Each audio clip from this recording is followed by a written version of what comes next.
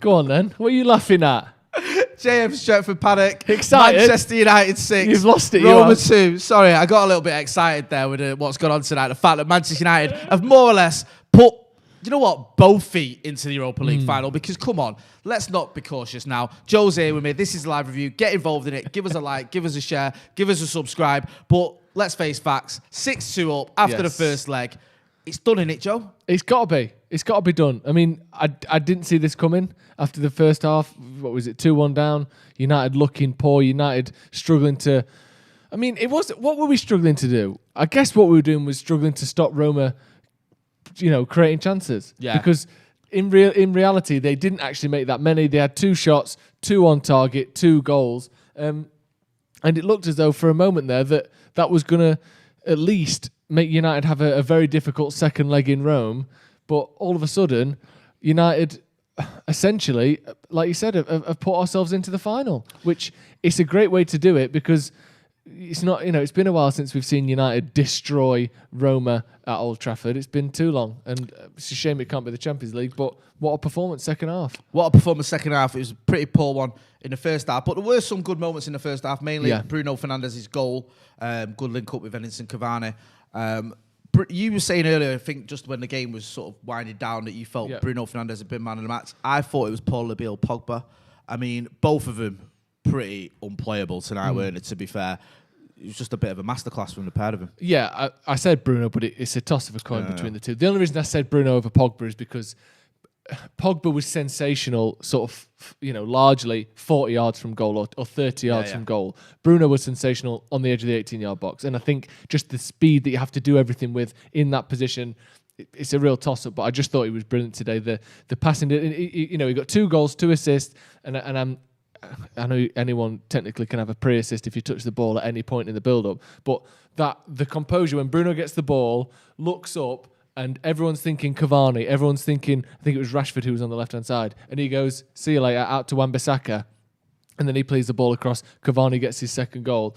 For me, that's the vision and the decision-making of a real elite-level attacking midfielder. And I think you said before, it's been 2 goals in his last 12 games from open play, something like that. Yeah, it's not a lot. And I know this is obviously different, but I know in the Premier League he's got 1 goal in his last 7, which for him is a barren spell because he scores on average like once every other game. So for him to go for that, like you say, if you care about open play goals, which I'm not really that fussed about, or if you care about the fact that, he's going through that little bit of spell, it's worth knowing. But we know what he's capable of, and we're seeing it tonight. He was just, like you say, he was fantastic. Pogba, he's always capable at all his sort of, not sacrifice, but you're never going to get the best for me out of Marcus Rashford when you move him over to the right. But Paul Pogba seemed to be more on the left and seemed to benefit from playing there. And it was it's almost a bit of a shame that you almost feel like you have to take something away from one of them to accommodate the other at times, because I felt Marcus on the right, he just wasn't as effective as he normally is. But, Pogba more than made up for it, and it was worth it in the end. Yeah, and the fact that he went off toward the end as well, Rashford, I think that, again, suggests that the fitness isn't quite there. Yeah. Ollie came out before the game and said, we've been managing him for quite a while now. He's better than where he was. But, again, the suggestion is he's not fully fit. He came off. Mason Greenwood comes on, gets another goal. Again, I'd have to look at the stats, but that's quite a few that he's got in the last sort of 5 or 6 weeks. He seems to be back into his sort of form. Well, he's doing what he did at the end of last season. Sorry, that's what I was going to say.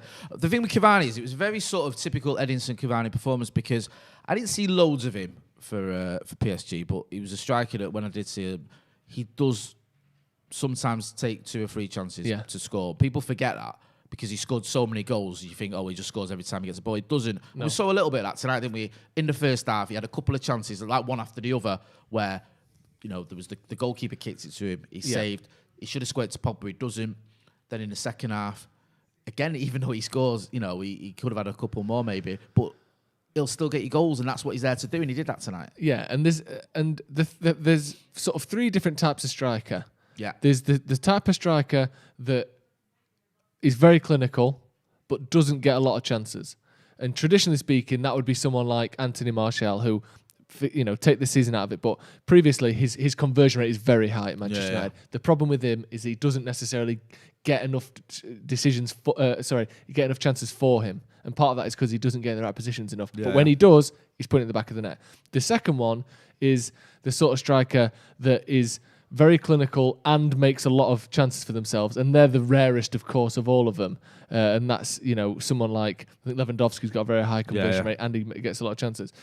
Cavani is sort of in the middle, but he's the sort of striker that he misses a few, but he makes so many chances for himself. His movement and his positioning and the tap-in that he had tonight. If you're not a poacher, if you're not on the goalkeeper when that ball bounces out, you don't get that goal. Doesn't matter that it was a 5-yard tap-in. Doesn't matter that it doesn't look great on a highlight reel. If you don't have elite movement and very good positioning, you don't get that goal. And he scored too many goals in the last decade, 350 plus, for it to be a coincidence that he has to miss a lot to score. But the fact that he gets so many chances is down to him. Yeah. Because there are plenty of teams, look at someone like Patrick Bamford. He has to miss a lot to score, but he hasn't got 350 goals or anything like that because he doesn't have the quality Cavani does. Cavani is a top striker, and yes, it takes him 3 shots to score, but he gets in position for 5, 6, 7 shots a game because his movement and his positioning is so good. And there's people in the comments, I can see it there, Cavani's got to say, says Hosco.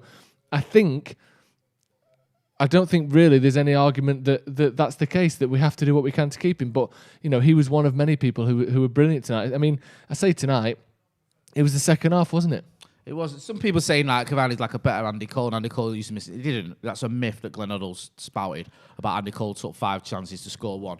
I mean, the guy scored like 200 goals in his career, so you're telling me if he took all his chances, he'd have scored 1,000 goals. Let's be real. Well, that's the thing. You can maybe compare the two because if he did, let's say he did miss a few chances, he was obviously his position and his movement was so good that he got. How can someone miss, like I said, 5 chances to score 1 and still get 200 goals? It's like what? So he's having 600 chances. Yeah, it was even more than that. I think it's like 250 career goals, something stupid. But both great players, and obviously Edinson Cavani's doing it's sort of bittersweet in it with him because we're not there, and there's a good chance he might leave before fans ever gets to be there. And I know, I know not everyone gets Old Trafford, but it'd be good that for those of us who can to show him some appreciation. And we might not have him next season. He's not, he's been making noises that he might be on his way in the summer. Ollie's sort of said that could happen, and performances like tonight, okay, Roma weren't great, but still. You've got to put those chances away. You've got to create them, like you say, with your movement and your play. And Edinson Cavani did that. And we're going to miss him. I know we've got quite a few super chats. I'll let you go through a few of them now. Yeah, and then we'll go... I'd like to go through the goals after because there's been some good ones. A couple of super chats here. Kimani was on the road listening to you at the half. Sweet destruction in the second half. Go MUFC. Thank you very much. He was sweet destruction, wasn't it? Second half. Ross Murphy, best second half performance of the season. Bruno, Pogba, Cavani outstanding. Even Chris Smalling was brilliant for giving us a penalty. Surely we're in the final. I would say this... And I know it wasn't quite as big a win, but away at Newcastle, we were also brilliant second half. I know it took till the last 5 minutes to score all those goals, but we completely dominated that game, but certainly right up there. United Forever podcast, I'm here in Granada celebrating outdoors with the neighbours because we've just battered Roma, and Granada have just battered Barca, fireworks and all. Very good. And Mudit bat Negar as well with the super chat. Thank you very much for that. No comment on there, but thank you for the chat. Should we start in the first half then? Yeah, because we're here, we're elated, and I'd like to go back to this feeling very shortly. Yeah, go on then. But this game wasn't always that, was it? First minute or so, what was it? First 5 minutes. Let me just get the goal times up here. 9 minutes in, Bruno Fernandes scores. It looks as though it's going to be routine when that went win. in, I was like, that's it, done this. Yeah. Like, I genuinely, I didn't say it, but I thought, we're in the final. Mm-hmm. Like, we'll kick on here now. These haven't got what it takes to compete with us. Easy afternoon or easy evening. And then the wheels came off, didn't they? We've just... So the next thing was the Pogba penalty given away. An unlucky penalty for me. You can argue that Pogba should be a bit more sort of savvy with what he's doing with his hands, but I just feel he's a bit gangly anyway. He's slid in. He's tried to stop the cross. It's just unlucky that it's bounced off his foot onto his hand. It's one of them. And then the second goal is just... I think it's Shaw playing everyone on side. Him and Maguire getting a little bit of a mix-up there, and who's picking up Zeko, who fluffs it, but because he's only 1 yard out, it hits his knee, goes backwards, hits his other leg, and goes in. If he only had one leg, that ball goes out. Don't go anywhere near the goal.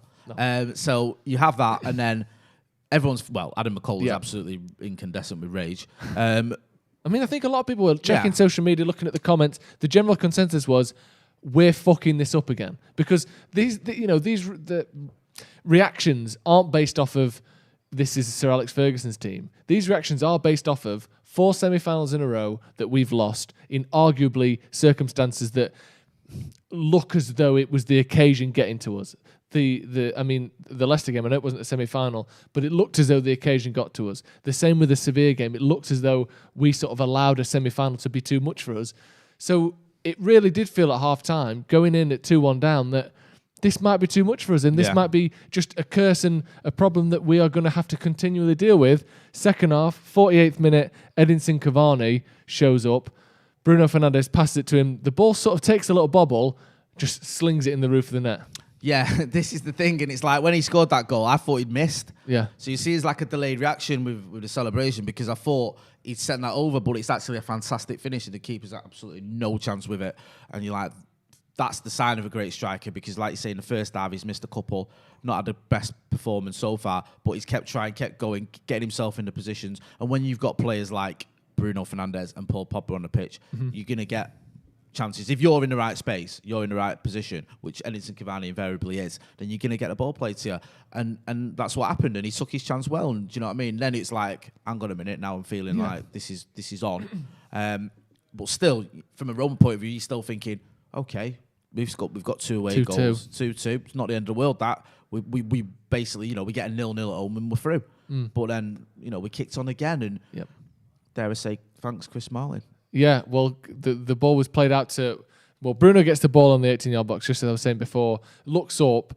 I like it when football say that. He's looked up, and he's got it in front of him. That sort of strange tense. Yeah, I was saying this to you the other day, it's not past or present. No, it's like the ball's come across, and he's looked up. He's looked up, and he's seen it, and he's got his end on it. He's got his end on it. He's got his end on it. Got his end on it. Well, he might well have done, because Bruno's looked up, and he's, like I said before, he's got the obvious passes to Cavani, and then and I think again it's Rashford on the left hand side, and he plays it out to Wan-Bissaka on the right, who sort of has a shot, cross-come shot kind of thing. The goalkeeper blocks it down. Cavani taps it in. 3-2, edging towards now.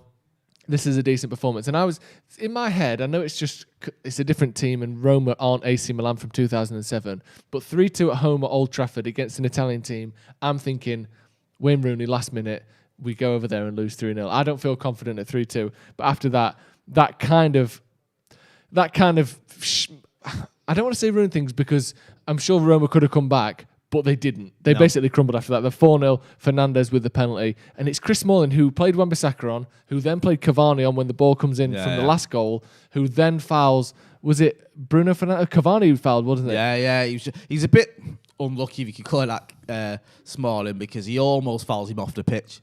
He's only just on the pitch when he fouls him, but he's still a foul. And you're always going to get them given against you in the era of VAR. And then that's almost done then, isn't it? But United kept going. And that's the thing. And you wanted us to, because you wanted us to do exactly what we've done, which is put the tie to bed. Yeah. And then Paul Labille, who had a fantastic game, deserved it, gets his goal, well-taken header as well. Great cross from Bruno. We don't score, I don't know the stats, so I might be completely wrong with this, but it doesn't feel like we score a lot of headers, or enough headers, considering the height we've got and the players we've got who get the head on things. But he certainly took that very well. And then I think if there's one player for me who you'd want to get a goal, it's Mason, isn't it? Yeah, and speaking of good passing, outside of the foot, curling ball out to the right-hand side, Mason Greenwood, who just sort of takes in his stride, takes a touch, takes another touch, slips it across the goalkeeper, and I think it flicks his leg or his knee as it goes in and sort of hits the top of the net. And it's 6-2. We're in the final, yes? Yeah, mate. We're not going to lose 4-0 away. Do you know what I mean? That's what's going to happen on it, or obviously 5-1 or whatever. But it's not like this team isn't going to do that. And I think you have to be a little bit realistic here. I wouldn't say you go out there and you play all the children. No. I don't think you make it, give yourself anything to overthink about when it's like they get an early goal or whatever. But you can mix it up a bit. You don't need to do what you did against Sociedad, where you still had Bruno for half a game, or you had, I think it was Marcus for half a game when they both needed resting. I think you can play, you can bring in Eric Bailly and maybe, Tellez and Donny, certainly. Donny Matic can probably start. Yeah. And then you might still keep Cavani up top, or someone, keep Bruno on the bench. Yeah, give Rashford the night off. Yeah, a bit of quality there. But I mean, you got to remember as well, even the Roma players are going to be thinking this is done. Yeah, they're not going to be going into that game thinking, right, lads, early goal, come on. They're just going to be thinking, well, we fucked that right up. Do you know what I mean? So, yeah, United just need to go out there and not do anything stupid and not take too many chances. But you can give Marcus Rashford ideal opportunity to give him the night off, as you said there. Mate, I doubt it'll happen, but you might even fancy giving Maguire the night off, I suppose. He plays a lot of football, but just don't go too silly with it. Don't do like, was it Astana where he played Lee Grant, Jesse Lingard, and all the teenagers. Don't be doing any of that. I know we've got a few super chats building up, so I'll let you run through that. Yeah, Naresh says, looking at Roma's defence, they were tired coming out for the second half. Was it because of the high pace and pressure, or was it due to the general slow style of Italian football? Who knows? It could be a bit of both. And I think they put a lot into that first half, and that showed, didn't it? It looked fatigued. It was a similar, almost like, do you remember the game against RB Leipzig, where first half they were pressing us, looking really good. The home game, obviously not the away game where we lost. But the pressing was looking really good. And then second half, you go, Upamecano's not as close to Rashford, to the striker as he was. A bit more gaps, bit more space, and before you know it, United have sliced through him. So I think it was maybe a mixture of a few things. Mudit as well says, hey, love from India. We are under a pandemic, but that second half, maybe forget about the pandemic. Love to Edinson. Give him a new contract. Big shout out to everyone in India. I know you guys are going through it. I know we're all affected by the pandemic, but from what I've been reading about what's going on in India, it seems horrific. So sending you a lot of love and appreciate your support as well, mate. Hope everything gets a lot better. Yes, quick. Absolutely. Vincent van der Merwe said Cavani at the wheel. Yeah, he's in charge now. Gibran Maya, Jerry as well. On an off day for Rashi, we scored 6 goals. 12 months ago, that would have been impossible. A point on Rashford. Yes. We're looking at that front five. Yes. Front four, really, I suppose. Bruno, Rashford, Pogba, and Cavani. Yeah. It's difficult to fit all of those players in their ideal position. Well, this is what I was saying to you earlier. I think that you lose a little bit from Marcus by playing him on the right-hand side, but then you're probably gaining a bit from Paul Pogba because he prefers on the left-hand side, and he certainly showed that tonight. And I think Ollie's just got to make a decision there. It's like, what is best for the team? And I think the one good thing about Marcus Rashford as well, he's not like he's terrible on the right wing. He's not. He didn't have a great game tonight, but we've seen him being very effective on the right-hand side at times. I just don't think he's as effective as he is on the left. But we have that problem. We don't have an out-and-out right winger. And I think that's an issue that's just sort of been ongoing since Tony Valencia retired or moved on. So it is a bit of a sort of tough one for Ollie, but it's not the end of the world when you've got Rashford on one side, Pogba on the other, Bruno, and then Cavani leading that attack. It's games like tonight when... Fucking hell. Like you said, and I think we almost take it for granted a little bit. When you look at some of the teams that, not just like... I know that people often show that under Ferguson, that United versus Wolfsburg lineup where it's like Gibson and like just basically... G-Bomb. Yeah, all those players who you think, bloody hell, how do we win with that? That wasn't the first team. But if you look at what was the first team a couple of years ago, and the team that we played week in, week out, even as recently as the start of last season, it's easy to forget, that Bruno up front, Cavani, Rashford, the player he is now, and where he's come from as far as efficiency and getting goals is concerned. You've got Pogba in there as well. You've got other options, Greenwood to come in as well. We've got a really elite level front line, haven't we? Yeah. And when they're all firing like they are tonight, and Cavani looks like he's playing like 27-year-old Cavani, and Pogba's playing like Paul Pogba can, and Bruno's back in form as well. It's a really dangerous sort of front four that we've got there, and I would say one of the better front lines, certainly in Europe. I think. Do you think that in the big games, which tonight was undoubtedly? Hopefully next week won't matter so much. But in the final, if assuming United get there, that front four could carry us to this trophy, because that is a genuinely top class front four, isn't it? Yeah, definitely. And it's they've all got different attributes and different styles as well. My main gripe with the first half was they weren't playing like a unit. There was no cohesion. There was no understanding. Yes, there was the goal with Bruno where you saw the sort of the interplay there. But other than that, it was like just 4 individuals, just, running down alleyways, getting nowhere, blind alleyways, and overhitting passes, blasting balls at each other from like 5 yards away. And he's just thinking, what's going on? This isn't like a team that's working together. But I felt it just like took a little bit of a while for them to get into the stride. Second half comes out, just, like almost like a completely different team. It's like, we were watching, I don't want to keep going on about it, but, we were watching PSG and City yesterday, and PSG came out second half and were just terrible. Yeah. It's like they were just the completely different side for all the wrong reasons. It was like the reverse for us. We came out, And then we just sort of the understanding seemed to be there. The passing came off. It was like Pogba had proper found his range, and every sort of long distance pass he was doing was just inch perfect. Bruno was, doing what he does, kept trying, and he was picking out his passes. Cavani obviously took his goal well, and it just all started coming together. And what you saw as well was Roma just crumble. They just did. You think like they felt like as soon as we got that Cavani goal, oh shit, and then the penalty, and that's it then. And then it's like, oh my God, let's try and keep this sort of, competitive, and let's try and not do anything rash. But they just kept sort of playing us onside, making rash challenges, giving away fouls. And it was just one of those games where you just see them sort of shrinking and us getting stronger. And it was just fantastic because now you're in a position where you're not going into this game now thinking, oh, is it going to be one of them where you can go into it feeling confident. You can almost already put that semi-final hoodoo that we've had under Sir Alex, under Ole Gunnar Solskjaer to bed, and try and get a bit of confidence from beating the Scousers on Sunday as well. So you're going into Roma game just with a bit of momentum, and no, it's job done, but you still want to win it. Definitely. Look forward a bit then, because I mean, the risk of disrespecting Roma a little bit. Let's look over to the other semi-final where Unai Emery's Villarreal beat Arsenal 2-1. A bit of a lifeline for Arsenal. Pepe getting a late goal for them. Second leg, I think, still to come at the Emirates. What do you expect from that one? And who would you rather face of those two, assuming United do get past that second leg against Roma? Because, 4 goals to the good. Assume so. I'm a bit of a shitbag with these things, right? And it's like, I'd rather face Villarreal purely for the fact that if we lose a final to Villarreal, it's shit, but I can deal with it. If we lose a final to Arsenal, I'll be fucking fuming. Yeah. Because this is genuinely, and I'm not saying this for effect or for, to emphasise a point. I'm laughing at what you're about to say. Yeah, I'm not, right? Because it's not like I'm exaggerating a point to make a point like Maka does or whatever.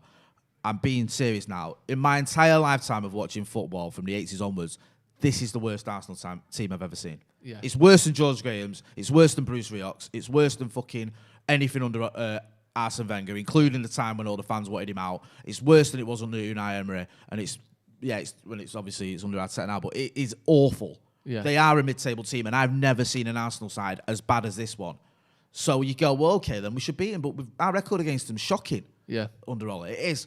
And if we lost to that team, I'd just be fucking devastated, because it'd just be like, not only have we not won a trophy under Ole, and Mikel Arteta's won 2 at Arsenal, he's fucking beat us in the final as well with a shit team.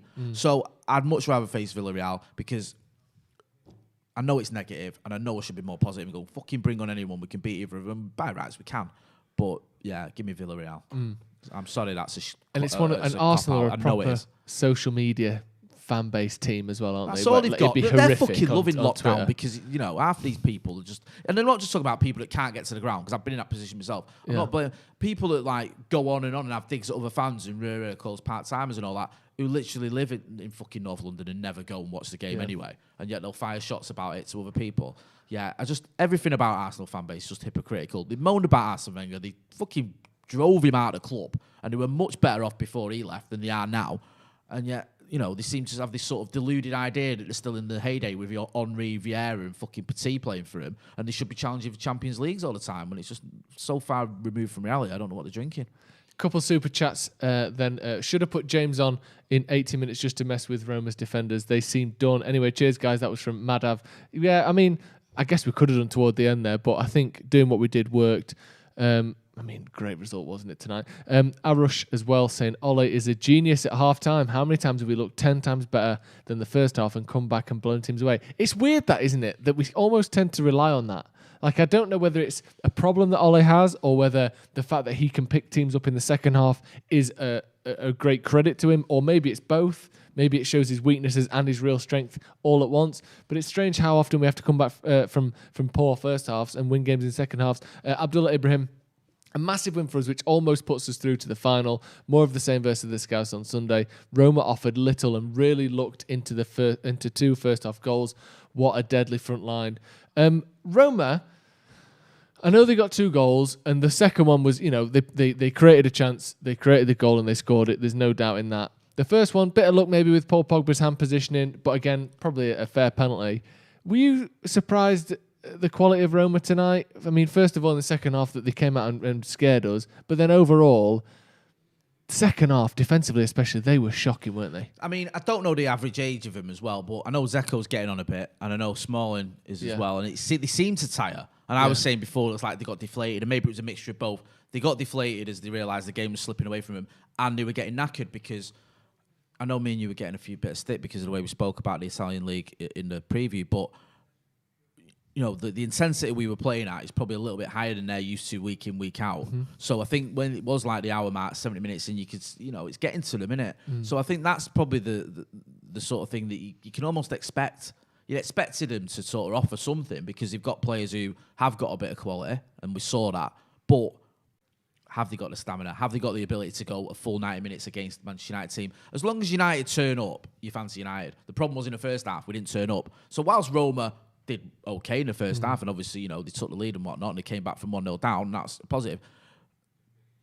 It caught up with them, and they couldn't sustain that. And I think that's... I know hindsight, you know, it's easy to sit in hindsight and go, well, you can... But you could have seen that coming because of the age of some of their key players. Maybe not the whole team, because I don't know the full ages of the whole team, but some of their key players are getting on a little bit in football terms. And also the fact that it's at a much higher pace and more frenetic pace than they're used to in Serie A, especially when you have someone like Mason Greenwood coming on with fucking 5 minutes to go. It was absolutely full of beans and rapid. And then you got, was it Pogba? I can't remember who it was for his pass. Was it Pogba with the pass for him? Cavani, sorry. Cavani playing balls like that. And you're the fucking defender and you've got Mason Greenwood on your shoulder and you're like, for fuck's sake. Yeah. And there's an inch perfect pass for him to run onto. It's just a nightmare, isn't it? Yeah. So it's sort of true to form what you could have expected, really. Yeah, we got a bit of stick for saying that. Turned out to be true, didn't it? And, I'm going to say a bit. I just saw comments like you're so sort of disparaging of the Italian league, and you know got no respect for the Italian league, and maybe it is a little bit my age as well, because I'm used to seeing Italian leagues where if you played someone in the Italian league, you were up against it, and that might sound like a contradiction because last time we played Roma, we beat them 7-1, but you know it was a strong league. I mean, but now you're looking at a team that is 7th, I think, in a league that isn't that great, and if you think, oh, it's amazing. Well, look at how those Italian teams get on in Europe, in the Champions League for starters. There hasn't been an Italian winner of the Champions League since Inter Milan in 2010. And since then, that team has gone through about 3 or 4 different iterations of being very poor and then back and then up and down. Like Juve got to the Champions League final when Pogba was there. I think they got there twice. Yeah, they did, yeah. You know, that's sort of fallen by the wayside. And you look at some of the players that have left United and have gone to Italy and shone. And you think, okay, and then that doesn't tell you the full story, but... My point is, Serie A isn't quite what it used to be. And also, if you're 7th in Serie A, that doesn't indicate to me you're one of the strongest teams in Europe. No. I know you're in a semi-final of European Cup competition, but you're still sort of almost mid-table in a league that's arguably the 3rd best league in Europe. So you have to be a little bit realistic here on what you expect from Roma. Yeah. Before on the watch-along, by the way, and we've got over 4,000 people watching. Let's see if we can get to 2,000 likes for a sensational performance in the second half there from Man United. 6-2 winners against Roma. In the watch-along, we promised to give away have we got it? I've got it here, sorry. Marcus Rashford Hope poster. So there you go. We said we'd give this away to the person who wrote the best comment. And you know what? The person who's won it, it was a bit easy, wasn't it, really, in the end? Well, talk about reading the room, and he read the room. Yeah. And it was Nicholas Boyle who won it. Because he listed the... And I'm sorry it was this easy for anyone else. Pathetic, Jay. You're... Well, you had the power of veto. I did, but you were really certain. You really drove it home. And he said about he listed the European Cup Winners' Cup final team and said this team would win. And it did. And he was predictable, and he knew what he was doing, and he came after us, and he was right. So we'll be sending you that. Predictable. We'll be finding you, hopefully, and getting your address and your details. Obviously, don't put them in the chat now. We'll come to you this separately for those, and we'll be sending you that poster. So, yes, well done for that. Is there a way that United fucked this up? There isn't, is there? It would be the biggest disastrous performance in Europe we've ever had. Yeah. Like, we've had bad results in Europe. We've had bad results, as in the domestic league. But to go and lose by 4 goals, or to throw away a 4-goal lead or whatever it is. 4-goal lead, do me maths. To a mid-table Serie A side. No, come on. I mean... Seriously, you'd have to have a complete capitulation where there was probably 2 red cards and you just lost your heads and all that sort of stuff. I just can't see it. I just can't see it under Ole. I can't see, especially with our away record and the players we've got. I think he's managed his team well this season. I think he has. He maybe got it wrong against Istanbul. He did get it wrong against Istanbul and left himself too much to do after that, and that was a mistake. But other than that and the Leicester game are the two games that stand out. But other than that, I think he's done all right in terms of managing the team. And I think he got it right tonight, because when we were doing the preview, I was thinking maybe he might rest one or two more players because of the Liverpool game, because he'll still be thinking that's a big game on Sunday. But he's right. He's picked a strong team. Get into that final. You've got to get some silverware, man, because you can't just keep going, oh, we keep getting semis, that's good. No, it's not, is it? If you get to like a semi, all right, that's good. If you get to 2, it's like, all right, it's good. If you get to 5 and don't get to a final, that's no longer good. No. That's when it becomes shit. Yeah. Because you've got to that many semis without even making a final, that people go, hang on a minute, there's something going down here. Yep. So, you know, he got his tactics spot on. He got his management spot on. And his in-game management as well, because he didn't twist, he stuck, kept the same team. Despite that abject first half performance, he showed faith in him, came back, got the result, and then late on, making a couple of changes, bringing off Fred for Matic, bringing on Greenwood for Rashford, gives Rashford a little bit of a breather. Greenwood gets on the end of a goal, gets a goal, as well. So it all made sense. So, you know, giving Ole credit where it's due, you know. I mean, like, this isn't fucking the Ole Gunnar Solskjaer channel. If he's got things wrong, we've criticised him. We always do. We just tend to be more supportive of him because we believe in what he's trying to do. But if he gets it wrong, like the Arsenal game at Old Trafford, for example, was fucking hell, mate. Don't get me started. But, or even the Leicester game, he's getting a lot of criticism. But tonight, he got it spot on. And I think, you know, he does deserve credit, because if we finish the season with the Europa League and finish second, okay, it's not fucking, you know, Sir Alex Ferguson style vintage Manchester United times, but that is a very good season. Especially when you look at it last season, we were 33 points off top. And we didn't go big in the summer. We didn't. Chelsea went big. City did okay. They strengthened where they needed to strengthen with good signings as well. The Scousers brought in a couple of good players as well in Jota and Thiago Alcantara. We sort of did okay. You know, Van der Beek's a decent signing. Cavani on a free was a good signing. And Alex Telles is a decent backup, but we didn't go massive. We didn't get a Sancho or a Grealish or Upamecano, one of the big signings we wanted. So I think if you sort of look at the terms of the money we've spent and the way he's managed his squad, and the fact that he's getting the best out of players like Paul Labille Pogba, who, you know, looked at one point like he'd had enough, then I think you've got to give him credit. And I think one thing as well, before we go, is this team is so much harder to beat, so much more resilient now than it used to be. Like, this is a team where, like you said before, and the fact that we can even think this way is pretty remarkable, considering how frail we've been just generally over the last few years. A bad result for us away from home is a draw at the moment. And of course we're going to lose, but 23 in a row in the league at the moment, undefeated. And we will lose games away from home, and we did lose to Leicester. But generally speaking, we're so much more difficult to beat now than we were, you know, basically at any time in the past few years. It really is a great change that we've seen this season. And, you know, luckily, or hopefully, should I say, a final coming up soon. Yeah, look forward to it. You know, it's a shame that I'm not sure what's going on with Gdansk. I don't think you can have fans there. Forgive me if I'm wrong, but I think it's still pretty strict there. So we won't be there if you can, but if you can't, sorry, but we'll be here giving you all the updates, and we'll take you through that game if we get to the final. But before that, before even the semi, we've got the Scousers on Sunday. We've got a protest as well. So there's a protest at Old Trafford. I think, does it kick off at 2 o'clock? 2 o'clock. 2 o'clock, the protest. So get down there if you can. And if not, just show your support of it. There's a petition doing the rounds there, which is about getting involved in trying to change legislation to give fans a say in the running of their club. And we all know at Manchester United we can do it because we've got them in Glaze a lot, absolutely wrecking us. So have a look at that petition. That's all over our socials. If you're not subscribing to the channel, subscribe to the channel. Give us a like and a share as well. Go and check him out, Joe Smith 93, all over the socials. You know where to find me, Jay Motti. We're back. You're not in tomorrow? I'm not in tomorrow. Get to rest, get to put my feet up. 6-2, you bastard. Are you going to just watch this over the second half? I will watch that second half again. I think I might watch it when I get in tonight, you know. I love doing that, yeah, you know. Me too. It's so we'll move one. Yeah. Let's find some highlights, but the long ones, the 25-minute ones. Yes. Watch that back. I've watched that a few times, yeah, definitely. Definitely. This has been Stretford Paddock live review. Final, mate. Final. We'll go to Gdansk.